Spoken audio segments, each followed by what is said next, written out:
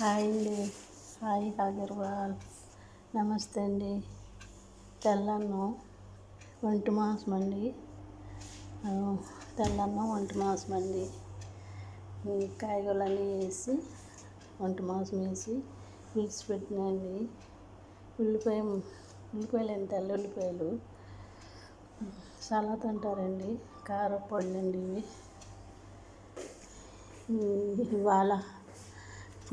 ఇవాళ వెరైటీ అన్నమాట అండి, అరబీ ఫుడ్. సరే అండి, బాయ్ అండి. లైక్ చేయండి, ఫాలో చేయండి, ప్లీజ్ అండి, సబ్స్క్రైబ్ చేయండి. Welcome subscribe.